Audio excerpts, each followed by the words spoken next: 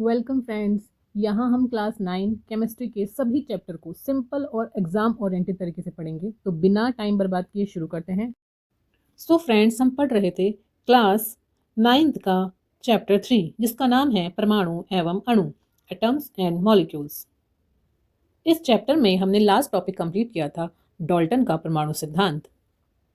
इसके बाद एनसीईआरटी की बुक में नेक्स्ट टॉपिक दिया है परमाणु क्या होता है।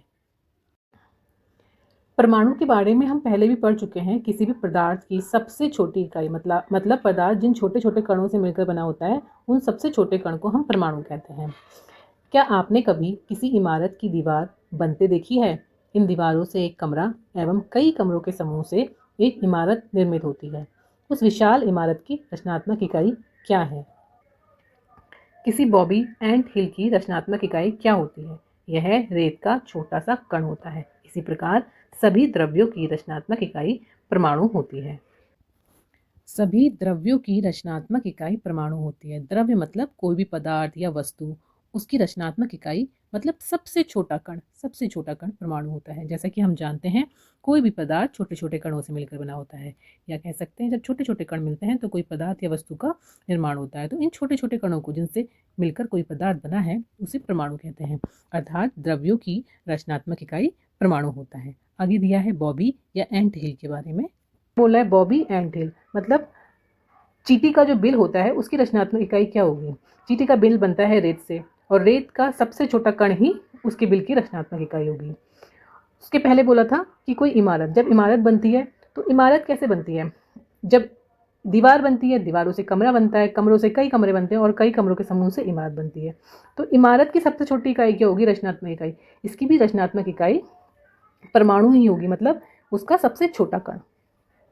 फ्रेंड्स, हमें ये तो पता चल गया कि परमाणु बहुत छोटा होता है, इवन पदार्थ का सबसे छोटा कण होता है। लेकिन ये एक्चुअल होता कितना बड़ा है? परमाणु कितने बड़े होते हैं, या कह सकते हैं कितने छोटे होते हैं? परमाणु बहुत छोटे होते हैं। ये किसी भी वस्तु जिसकी हम कल्पना या तुलना कर सकते हैं से भी छोटे होते हैं। कल्पना मतलब जिसके बारे में हम सोच सकते हैं, उससे भी छोटे होते हैं। लाखों परमाणुओं को जब एक के ऊपर एक चट्टे के रूप में रखें तो बड़ी कठिनाई से कागज की एक शीट जितनी मोटी परत बन पाएगी।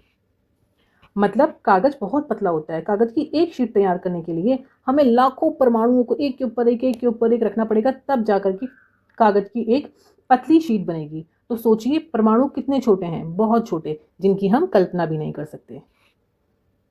आगे यहाँ पर परमाणु की त्रिज्या दी है।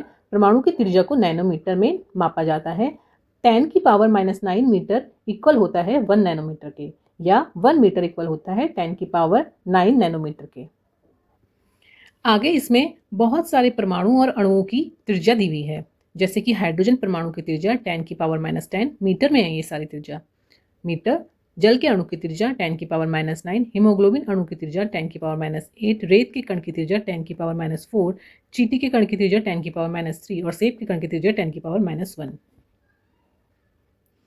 फ्रेंड्स, जब परमाणु का आकार इतना सूक्ष्म है कि हम उसे नगण्य मतलब गिन भी नहीं सकते, नगण्य मान सकते हैं, तो हम इसके बारे में क्यों सोचें?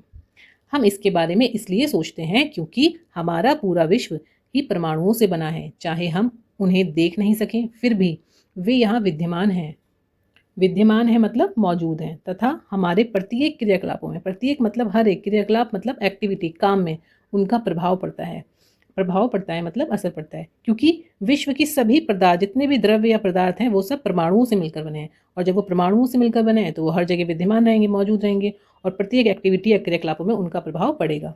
हम आधुनिक तकनीकों की सहायता से तत्वों की सतहों की आवर्धित प्रतिबिंबों को दिखा सकते हैं, जिनमें उपस्थित परमाणु स्पष्ट दिखाई देते हैं।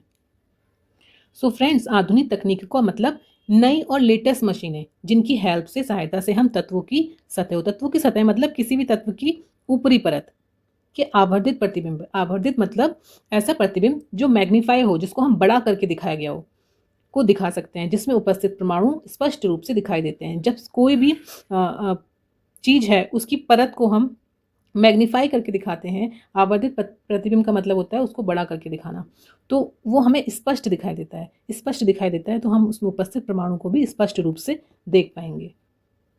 सो यहाँ पर सिलिकॉन की सतह का प्रतिबिंब दिखाया गया है। ये सिलिकॉन की सतह का प्रतिबिंब है। सतह मतलब ऊपरी हिस्सा। उसकी सतह का प्रतिबिंब है। इसको ये आवर्धित प्रतिबिंब है, मतलब इसको ज़ूम करके दिखाया गया है, इसको बड़ा करके दिखाया गया है, मैग्नीफाई करके दिखाया गया है, जिसके कारण हम इसमें उपस्थित परमाणुओं को देख सकते हैं। सो फ्रेंड्स, आज की क्लास में इतना ही। आज हमने देखा कि परमाणु कितने छोटे होते हैं, उनकी त्रिज्या क्या होती है। हम आवर्धित प्रतिबिंबों की सहायता से परमाणु को स्पष्ट देख सकते हैं। परमाणु हमारे चारों ओर विद्यमान रहते हैं और उनके बिना हम कोई क्रियाकलाप या कोई एक्टिविटी नहीं कर सकते। सो अगली क्लास में हम पढ़ेंगे विभिन्न तत्वों की परमाणुओं के आधुनिक प्रतीक क्या हैं।